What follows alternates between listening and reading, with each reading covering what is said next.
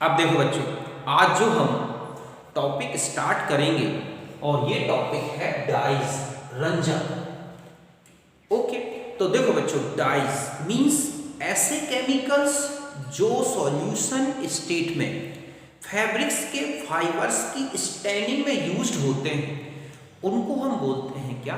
Dies. समझ गए बच्चों? ऐसे केमिकल्स जो सॉल्यूशन स्टेट में फैब्रिक्स के फाइबर्स की स्टैनिंग मींस उनको रंगने में यूज्ड होते हैं, उनको बोलते हैं क्या?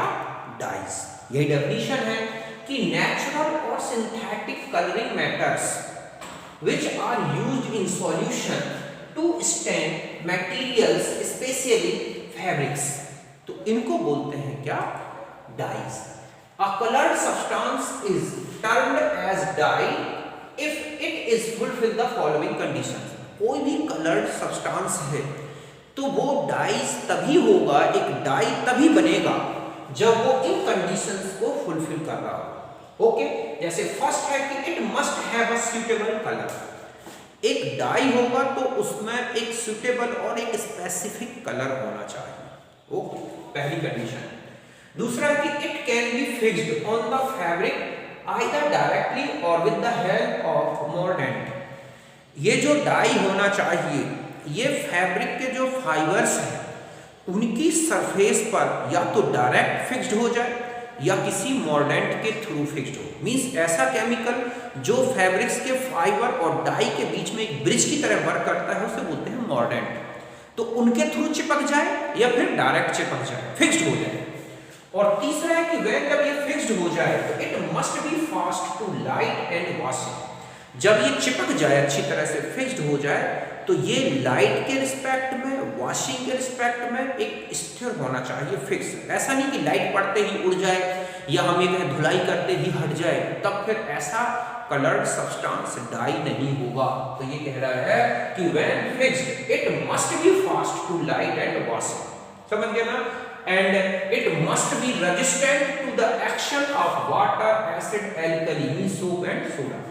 दूसरा यह है कि जब वो फिक्स रहे तो धुलाई से ना हटे, उसमें वाटर की कोई एक्शन ना हो, एसिड की ना हो, बेसिस की ना हो, तब हम कहेंगे कि एक कलर्ड सब्सटेंस डाई की तरह वर्क कर रहा है। समझ गए बच्चों कि ऐसे प्राकृतिक या संश्लेषित रंगीन पदार्थ जो विलयन अवस्था में रेशों, कपड़ों के जो रेशे होते हैं उनको रंगने में, रंगीन करने में प्रयोग होते हैं, यूज होते हैं, उनको बोलते हैं रंजक। एक रंगीन पदार्थ रंजक तभी होगा जब उसको 3 कंडीशन कंप्लीट करनी चाहिए, 3 शर्तों का पालन करना चाहिए। पहला, पदार्थ का एक विशिष्ट और उचित रंग होना चाहिए। ऐसा नहीं कि हम किसी भी रंग को हम डाई के रूप में ले लें, एक विशिष्ट कलर होना चाहिए, उचित, जो जरूरी हो। दूसरा है कि जब वो सतह पर, ठीक है, और ये जो रेशे हैं उनकी सतह पर एक अपने आप डायरेक्ट चिपक जाए या किसी रंग बंधक के थ्रू चिपके। समझ गए ना कि रेशों की सतह पर प्रत्यक्ष या रंग बंधकों द्वारा चिपक जाना चाहिए या चिपका होना चाहिए। और तीसरा है कि रेशों की सतह पर जब चिपक जाए, अच्छी तरह फिक्स्ड हो जाए, तो ये लाइट में या धुलाई में हटना नहीं चाहिए। और दूसरा है कि ये जल, अम्ल, क्षार इनके प्रति पूर्णतः प्रतिरोधी हो, तब एक बेस्ट डाई बनेगा। समझ गए ना? जैसे हम बालों में डाई करते हैं तो जो केमिकल है वो बालों में चिपक गया, अब बाल को आप धो भी रहे हैं, साबुन भी लगा रहे हैं, शैम्पू भी लगा रहे हैं, तो भी नहीं हटता, बाल कलर कर देता है, तो ये एक डाई है। ऐसे ही कपड़ों में चिपकने वाला केमिकल वो और ज्यादा स्टेबल होते हैं। हमने देखा कि कोई भी कपड़ा लंबे समय तक कलर्ड या डिजाइनदार बना रहता है, ये सब डाई का खेल है। तो आप समझ गए होंगे कि डाइज क्या है, तो यहां तक नोट करें।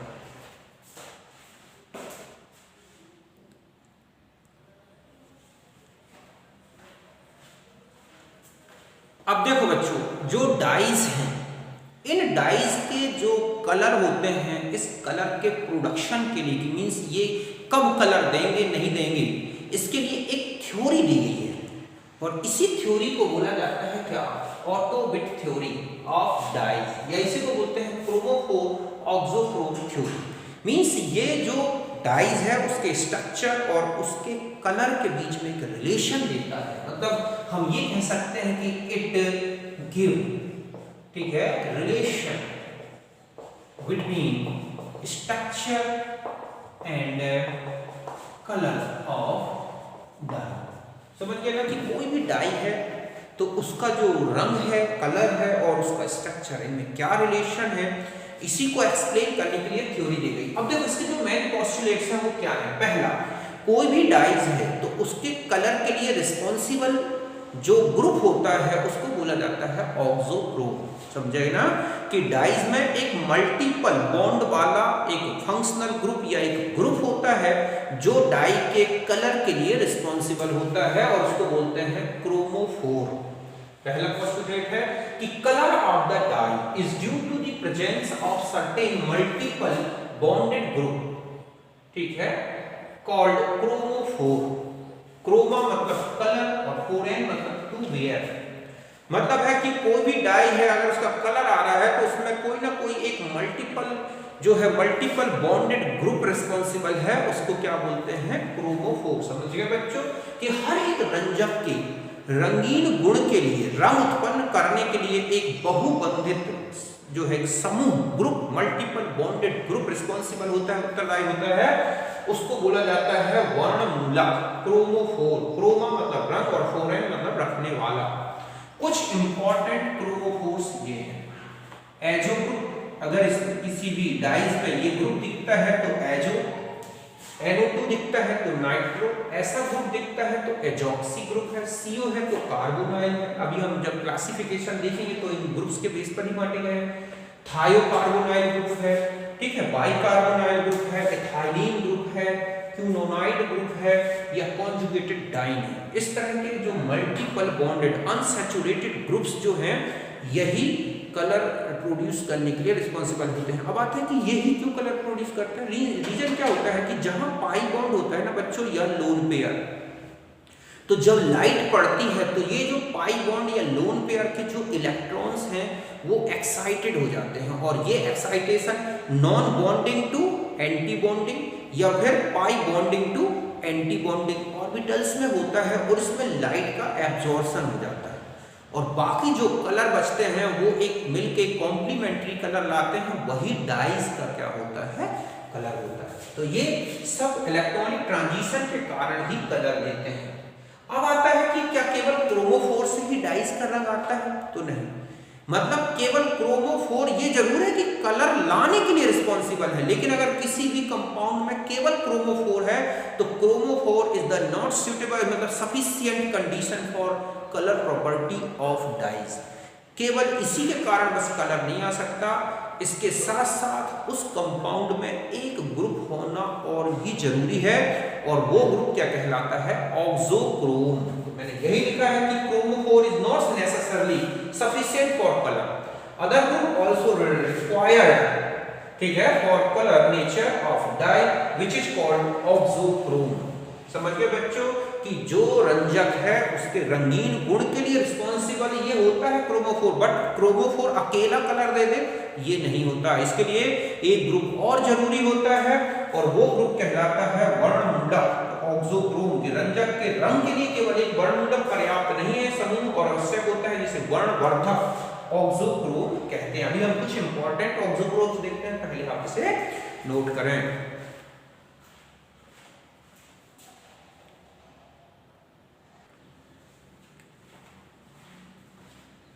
अब देखो बच्चों, नेक्स्ट जो मैंने अभी आपको बताया कि क्रोमोफोर के साथ एक और ग्रुप होना चाहिए तभी डाइज का कलर आता है और वो है ऑक्सोक्रोम, वर्णवर्धक। ऐसा ग्रुप जो कि अपने आप में कलर प्रोड्यूसिंग नहीं करता, बट क्रोमोफोर के साथ हो तो ये क्रोमोफोर के कलर को ज्यादा इंटेंसिफाई कर देता है, डार्क कर देता है।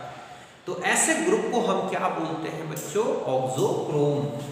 certain groups, ठीक है, which not producing color themselves when present along with chromophore in dye intensify the color, such color assisting groups are called auxochromes. समझ गए बच्चों कि ऐसे ग्रुप्स जो कि क्या हो, अपने आप में कलर प्रोड्यूसिंग नहीं होते बट ये क्या होते हैं, जब क्रोमोफोर के साथ आ जाए तो उसके कलर को इंटेंसिफाई कर दे, डार्क कर दे, तो ऐसे ग्रुप्स को बोलते हैं auxochrome. They make colour dark, fast and fix with the fibre. समझ गए ना? ये जो है डाई के जो है कलर को क्या कर देते हैं, दे मेक द कलर, ठीक है, colour dark, fast and fix the, ठीक है, डाई टू द फाइबर्स, ये ठीक है, फाइबर्स की सरफेस पर ये उसको फिक्स करके स्टेबल बना देते हैं। तो समझ गया हो गया ऑक्सोक्रोम। तो समझ गए बच्चों, ऐसे समूह जो अपने आप में रंग उत्पन्न नहीं करते लेकिन क्रोमोफोर के साथ आ जाएं तो उस क्रोमोफोर के रंग को और ज्यादा या डाइज के रंग को और ज्यादा डार्क कर देते हैं। ऐसे ग्रुप्स क्या कहलाते हैं बच्चों, ठीक है, ऑक्सोक्रोम। ये डाइज को फैब्रिक्स की जो फाइबर्स होता है उसकी सरफेस पर स्टेबल बनाते हैं, फिक्स बनाते हैं और कलर को भी डार्क कर देते हैं। ऐसे समूह जो स्वयं रंग उत्पन्न नहीं करते किंतु वर्णमूलक के साथ होने पर ये क्रोमोफोर के रंग को तीव्र कर देते हैं अर्थात रंग को गहरा करने में सहायक है, तो ऐसे समूह क्या कहलाते हैं, ऑक्सोक्रोम्स। ये रंजक को गहरा रेशे की सतह पर स्थिर और क्या बनाते हैं, स्थायी। क्या बना देते हैं बच्चों, उसको स्थायी बनाते हैं। जैसे एसिडिक ऑक्सोक्रोम OH होता है, SO3H COOH, basic chromophore NH2 NH और Na। तो ये इस तरह के ग्रुप्स हैं जो कि एक एक कलर को इंटेंसिफाई करते हैं। अब जो क्रोमोफोर होता है बच्चों, और जो मतलब जो डाई मॉलिक्यूल है उस मॉलिक्यूल का वो पार्ट जहां तक क्रोमोफोर आता है उस पार्ट को तो बोलते हैं क्रोमोजन। और क्रोमोजन और ऑक्सोक्रोम दोनों मिलकर बनाते हैं complete dye molecule. The part of the dye molecule contain chromophore only, it is called chromosome and whole part या whole molecule बल्कि, समझ गए ना? हम ये कहें कि whole molecule with oxochrome chromophore called dye। समझ गए बच्चों? अणु का वह भाग जिसमें क्रोमोफोर होता है उसे तो बोलते हैं क्रोमोजेन, और पूरा जो अणु है जिसमें क्रोमोफोर और ऑक्सोक्रोम दोनों आ जाए तब हम उसे पूरा ये क्या बोलेंगे, डाई मॉलिक्यूल। अब देखो मैं एक एग्जांपल से बताता हूं कौन क्रोमोफोर है कौन क्रोमोजन है। अब आता है कि ये जो क्रोमोजन होते हैं, सॉरी ऑक्सोक्रोम जो होते हैं बच्चों, ये कलर को इंटेंसिफाई कैसे कर देते हैं। तो देख क्या होता है कि जब लाइट पड़ती है तो जो क्रोमोफोर है उसके इलेक्ट्रॉन एक्साइटेड होते हैं, अगर उनके साथ कॉन्जुगेशन में एक ऑक्सोक्रोम आ जाए तो उसकी इलेक्ट्रॉन्स जो है वो क्रोमोफोर की तरफ शिफ्ट होते हैं और ऐसे में इलेक्ट्रॉनिक एक्साइटेशन और इजी हो जाता है। इजी होने से कम एनर्जी में या जितनी एनर्जी हम दे रहे थे उस एनर्जी से एक्साइटेशन लंबा होगा और फिर ज़्यादा से ज़्यादा लाइट का एब्जॉर्प्शन हो जाएगा और ज़्यादा से ज़्यादा फिर लाइट का एमिशन भी होगा जिससे कलर डार्क हो जाता है। मीन्स ये जो ऑक्सोक्रोम है ये इलेक्ट्रॉन एक्साइटेशन को इजी बना देते हैं। अब देखो यहां हम एक इस सिस्टम को देखते हैं कि ये है हमारे पास जो डाइस के बारे में बताता हूं मैं आपको। ओके, ये है OH। तो यहां ये जो पार्ट है ये क्या है बच्चों, क्रोमोफोर। ओके, यहां ये जो पार्ट है ये क्या है, ऑक्सोक्रोम। ओके, यहां से लेके यहां तक का जो पार्ट होगा ये क्या है, क्रोमोजेन। और इस पूरे मॉलिक्यूल को यहां जिसमें दोनों आ रहे हैं क्रोमोफोर और ऑक्सोक्रोम, तो फिर ये हो गया डाई मॉलिक्यूल। तो यहां पर जो OH ग्रुप है ये अपने लोन पेयर को रिंग में शिफ्ट करता है। रिंग में शिफ्ट होगा तो यहां डेंसिटी बढ़ेगी और ये जो नाइट्रोजन के पाई बॉन्ड और लोन पेयर है पर्टिकुलर पाई बॉन्ड ब्रेक होने से जो इलेक्ट्रॉन्स आते हैं वो बॉन्डिंग पाई से एंटी बॉन्डिंग जो नॉन बॉन्डिंग ऑर्बिटल्स हैं उनमें एक्साइटेड हो जाते हैं या फिर एंटी बॉन्डिंग ऑर्बिटल में एक्साइटेड हो जाते हैं और इस तरह से ये एक कलर देता है। इसको बोलते हैं पैरा हाइड्रोक्सी एजोपेंजीन। अभी हम इनका क्लासिफिकेशन लेंगे जिसमें ऑक्सोक्रोम क्रोमोफोर में सब बताता चलूंगा एक एक करके। ओके, तो यहां तक आप समझ गए होंगे कि ये है ऑटोविट थ्योरी ऑफ, ठीक है, डाइस। तो यहां इसको नोट करते हैं।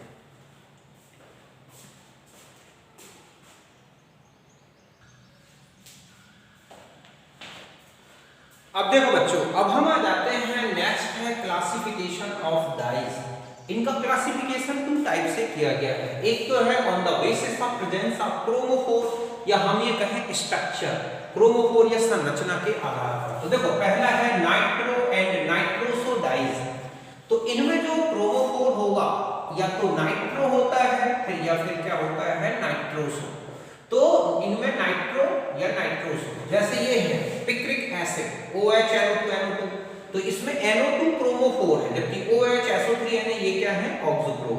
पिक्रिक येलो कलर का होता है, ये क्या है नाइट्रोडाई। जैसे मार्टियस येलो, ये भी एक क्या है नाइट्रोडाई, लेकिन यहाँ पर ONO है, आप देख रहे हैं ये NO है। नेप्थॉल ग्रीन बी, तो ये है इसमें NO जो है नाइट्रोसो, समझ गए ना, इसे हम क्या बोलते हैं नाइट्रोसो। तो ये इसका क्या है क्रोमोफोर।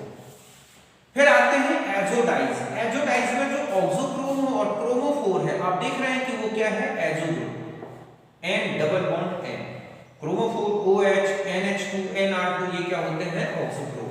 जैसे एनिलीन येलो, बटर येलो, आप देख रहे हैं कि ये इनका क्या है ऑक्सोक्रोम, और यहां पर ये क्या दिख रहा है बच्चों क्रोमोफोर। ओके, ऐसे ही सबसे ज्यादा यूज होने वाला एक इंडिकेटर है methyl orange, SO3Na azo group, और ये है ऑक्सोक्रोम। तो ये ऑक्सोक्रोम है, ये क्रोमोफोर है। और भी अदर एग्जांपल्स में है Congo red, methyl red, just ऐसा ही इसमें एक और एग्जांपल आता है नाइट्रोसो में नेप्थॉल येलो। तो ये सब क्या है बच्चों इस तरह से। तो आप देख रहे हैं कि ये क्रोमोफोर के बेस पर इनके नाम दिए जा रहे हैं यहां तक।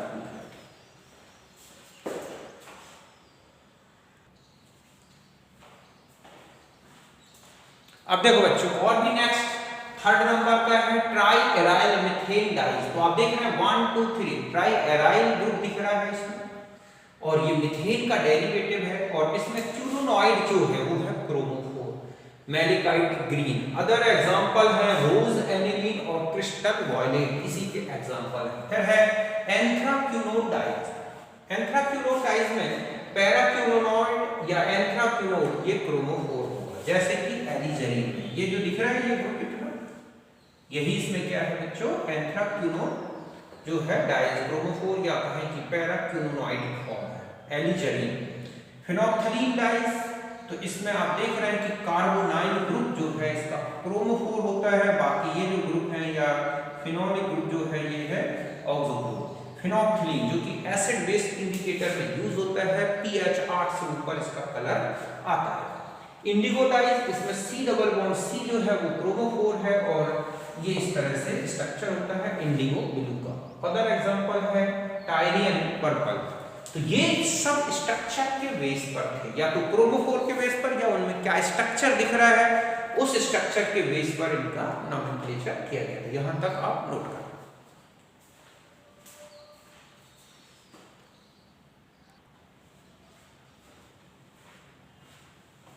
अब देखो बच्चों नेक्स्ट क्लासिफिकेशन है, और वो है classification on the basis of application. प्रयोग क्या था और कि वो किस तरह से यूज्ड हो रहे हैं। देखो पहला है डायरेक्ट डाइज, प्रत्यक्ष, ठीक है, प्रत्यक्ष रंजक। प्रत्यक्ष रंजक का मतलब सीधे रंजक लिया, सॉल्यूशन बनाया और उसमें फाइबर्स, ठीक है, फाइबर्स या कहें कि फैब्रिक्स को डुबो दिया जाता है। अब चाहे वो एनिमल हो चाहे वेजिटेबल हो, मतलब ये लिखा है directly applied on fibres, animals हो या वेजिटेबल, जैसे कॉटन वेजिटेबल फाइबर है, वूल, सिल्क, नायलॉन, ये जो है ये दोनों एनिमल से मिलते हैं, ये सिंथेटिक है, इनका यूज डायरेक्ट होता है, मतलब कपड़ा लिया और रंजक में डाल दिया, जैसे कि मार्टियस के उसका डायग्राम पहले बना चुका हूं, कांगो रेड। दूसरा है एसिड डाइज, अम्लीय रंजक। ये क्या है अम्लीय रंजक। तो अम्लीय रंजक मतलब ये है सॉल्ट ऑफ सल्फोनिक एसिड, मतलब इनमें सल्फोनिक एसिड ग्रुप होता है, एसिडिक ग्रुप, उसका सोडियम सॉल्ट होता है, और ये अप्लाइड होते हैं सिल्क नायलॉन में, ठीक है। पोलर जो एसिडिक ग्रुप है, जैसे यहाँ पर SO3 में माइनस और ये प्लस, तो ये पोलर सल्फोनिक ग्रुप है, ये क्या है polar acidic group.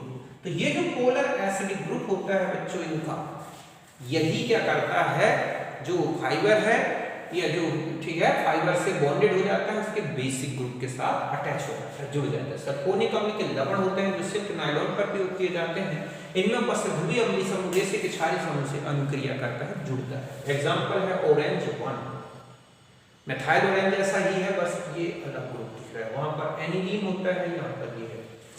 Basic dies आ जाते हैं। बेसिक डाइज ये है, इनमें जो है बेसिक ग्रुप होते हैं, जैसे कि NH2 NR2, इनके या तो ये हाइड्रोक्लोराइड होते हैं या जिंक क्लोराइड, और ये जो फाइबर होंगे उनके एसिडिक ग्रुप से जुड़ जाते हैं।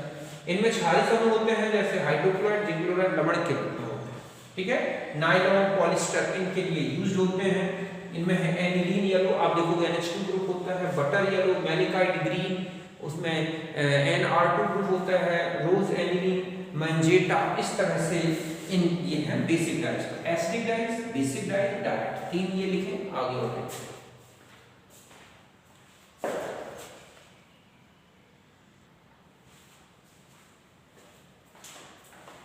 अब देखो बच्चों, अब आते हैं मॉर्डेंट डाइज, रंग बंधक रंजक।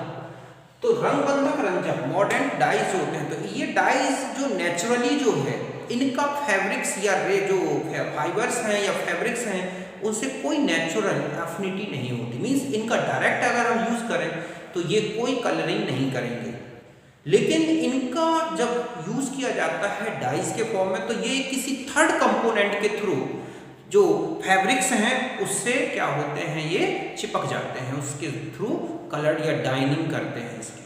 समझ गए ना, ये लिखा हुआ है कि these dyes have no ठीक है natural affinity for the fabrics. इनकी फैब्रिक्स के प्रति कोई नेचुरल एफिनिटी नहीं होती and applied to it with the help of certain addition compounds. इनका जब यूज किया जाता है या इसका जब यूज किया जाता है तो एक तीसरा कंपोनेंट जरूरी होता है जिसे बोलते हैं मॉर्डेंट। समझ गए ना, बंधक। It fixed to fabric and reacts with dye to produce colour on fabric. ये जो मॉर्डेंट होता है ये फाइबर या कहें कि फैब्रिक्स की सरफेस पर चिपक जाता है और फिर जो है डाइज को उस डाइज से रिएक्ट होता है और फिर दोनों को जोड़ देता है। मींस हम ये कहें कि जो मॉर्डेंट है वो एक फैब्रिक और एक डाई, इन दोनों के बीच में क्या होता है, एक कोऑर्डिनेशन करता है, मतलब ब्रिज होता है।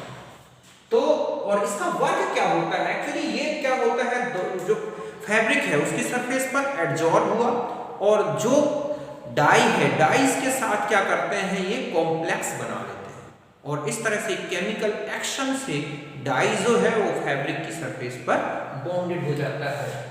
ठीक है, reacts with dye to produce colour fabric. Acidic mordant होते हैं जैसे टैनिक एसिड, बेसिक मॉर्डेंट है मेटालिक हाइड्रोक्साइड और एल्बुमिन, और मेटालिक मॉर्डेंट है लाइक एल्यूमिनियम, क्रोमियम, आयरन। इनका यूज किया जाता है एसिडिक मीडियम में और इस तरह से ये ऑक्सीडाइज्ड स्टेट में रहते हैं इस तरह से। मॉर्डेंट फॉर्म्स, ठीक है, an insoluble coordination compound between fabric and dyes and bind it to to. समझ गए बच्चों कि दोनों के बीच में मींस फैब्रिक और डाई के बीच में ये जुड़े होते हैं और एक कोऑर्डिनेशन कंपाउंड बना के दोनों को जोड़ देते हैं। समझ गए बच्चों कि ऐसे रंजक जिनका कपड़ों के प्रति कोई बंधुता डायरेक्ट नहीं है लेकिन इनको रंगना होता है तो पहले क्या करना होता है, एक तीसरा कंपाउंड लेना होता है, एक तीसरा घटक लेना होता है जो कि कपड़े में चिपक जाता है और फिर वो रंजक को उससे रिएक्शन करके उसको भी चिपका देता है।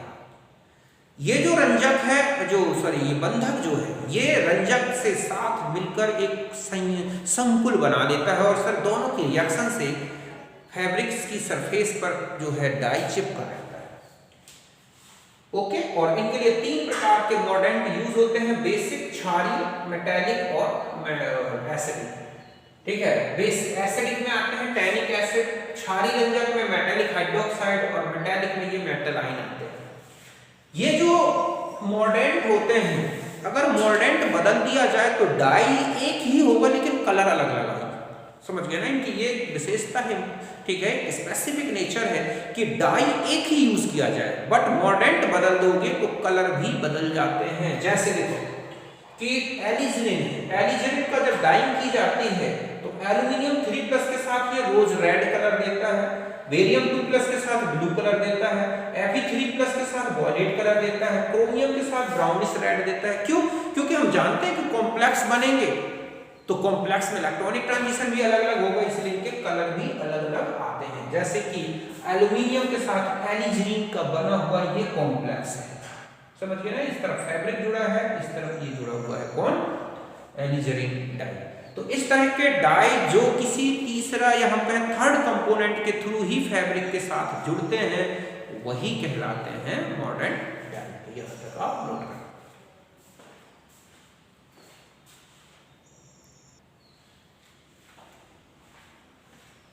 अब देखो बच्चों, नेक्स्ट है डेवलप्ड डाइज, इनग्रेन डाइज। ये क्या होते हैं कि ये डाइज ऐसे होते हैं जो कि फैब्रिक्स की सरफेस पर डाइंग के समय ही सिंथेसाइज किए जाते हैं। मींस जब कपड़े की डाइंग करनी होती है, स्टैनिंग करनी होती है, तो कपड़े में ही डाइज को डेवलप किया जाता है, सिंथेसाइज किया जाता है। ये लिखा है कि those which are synthesised on the fabric surface.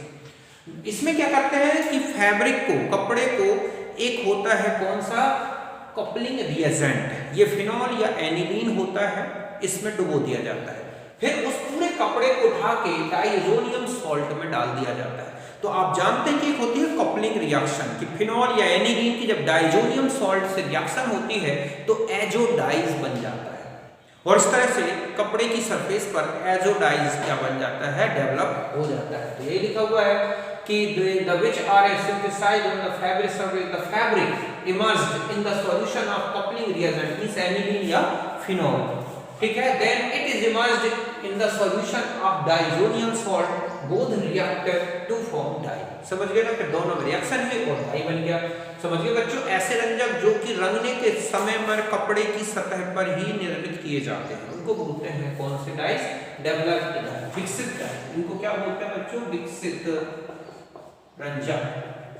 समझ गए ना, उसी समय विकसित किए जाते हैं। जैसे इसमें कपड़े को पहले फिनॉल या एनिलीन या कोई भी फिनोलिक कंपाउंड या एनिलीन कंपाउंड में डुबो दिया जाता है और फिर पूरे कपड़े को उठा के डाइजोनियम सॉल्ट में डाल देते हैं, एक कपलिंग रिएक्शन हो जाती है। ये क्या होगी बच्चों, कपलिंग रिएक्शन। हम पढ़ चुके हैं इस तरह से। तो यहाँ पर ये है डाइजोनियम सॉल्ट, ये है एनिलीन, दोनों में रिएक्शन हुई, सपोज HCl निकल गया और ये बन गया एजोडाइज जो कपड़े की सरफेस में चिपक जाता है, ठीक है। फिर होते हैं डिस्पर्स्ड डाइज। इसमें जो है जो डाइज होता है उसका कोलाइडल सॉल्यूशन यूज किया जाता है। तो जो डाई है उसके पार्टिकल डिस्पर्स्ड फेज में रहते हैं और फिर उस कोलाइडल सॉल्यूशन में किसको डाल दिया जाता है, फैब्रिक को। तो फैब्रिक के जो रेशे हैं या फाइबर्स हैं उनकी सरफेस में ये क्या हो जाते हैं, चिपक जाते हैं। समझ गए, ऐसे रंजक the dye used in the colloidal form, the fabric immersed in the, समझ गए ना, fabric immersed in the colloidal solution, then particles of dye trapped with fabric polymer। इस तरह से समझ गए बच्चों। इसमें रंजक को कोलाइड मीडियम में, रंजक के कोलाइड मीडियम में कपड़े को रख देते हैं, ऐसे में वो कपड़े की सरफेस पर चिपक जाते हैं रंजक के कण और ये रंग जाते हैं। जैसे कि एजोडाइज हैं, एंथ्राक्विनोन डाइज हैं, और ये मेनली यूज होते हैं नायलॉन, पोर्लोन और पॉलिस्टर। तो यहाँ तक आप समझ गए होंगे। एक डाई और बचता है क्लासिफिकेशन और वो है वेट डाई। तो यहाँ तक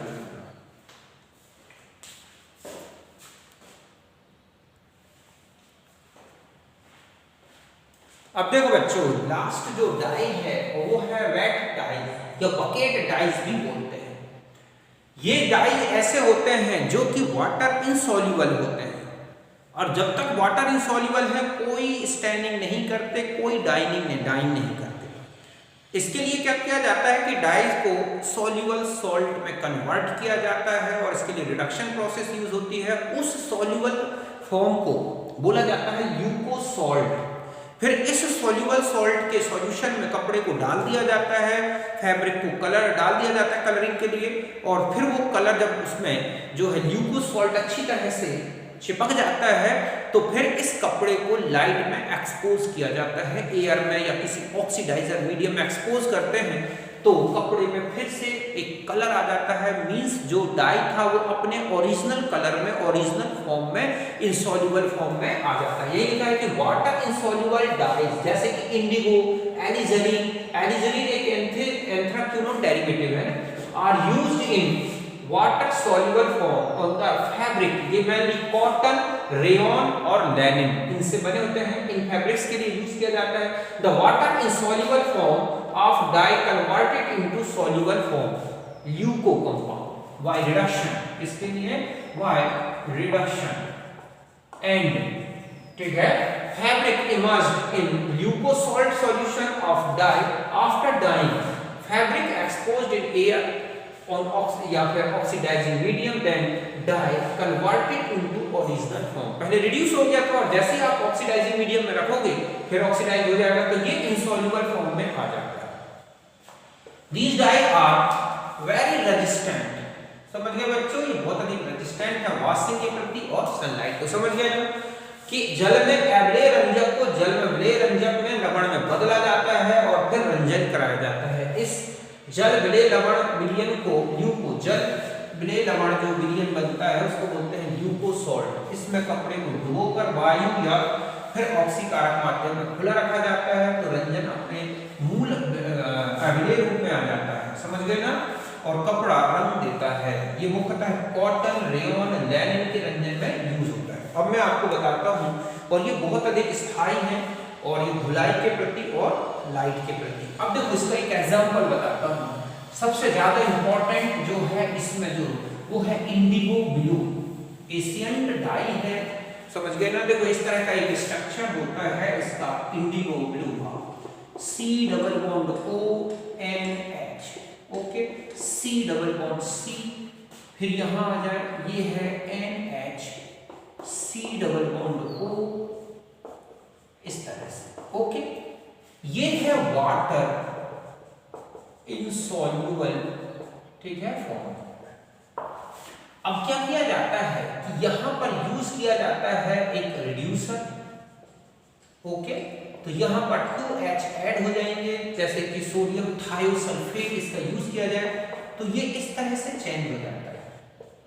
यहां OH, यहां आ जाएगा NH, okay, C double single bond, फिर C यहां हो गया, ये तो NH तो था ही ऑलरेडी, यहां डबल बॉन्ड, ये हो गया OH, और इस तरह से ये बन गया।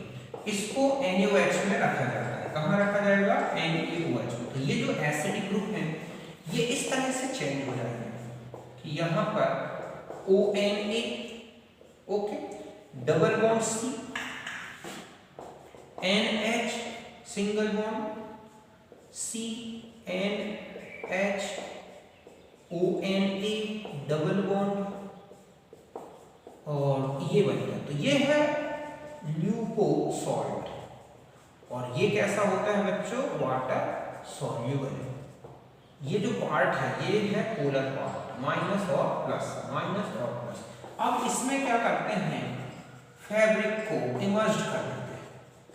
समझ गए ना? तो डाइंग हो गई, डाइंग होने के बाद फिर एक्सपोज्ड इन एयर। जैसे आप इन्हें एयर में करोगे ये फिर इसी फॉर्म में आ जाता है, लेकिन फाइबर के सरफेस पर परमानेंटली चिपक जाता है, और इस तरह से एक कंप्लीट प्रोसेस चलती है। तो यहां पर फिर से ऑक्सीडेशन हो जाता है। समझ गए बच्चों? किसका ऑक्सीडेशन हो जाता है? इसका, और ये अपने इसी फॉर्म में आ जाता है, और इस तरह से एक कंप्लीट डाइंग प्रोसेस चलती है। तो देखो इस तरह से मैंने आपको डाइस के बारे में बताया। सबसे इंपॉर्टेंट है एक तो वेट डाइस अच्छी तरह से याद रखना है, ठीक है, और एक डेवलप डाइस। इनके एग्जांपल्स याद रखने कौन किस में आता है, बहुत इजी है।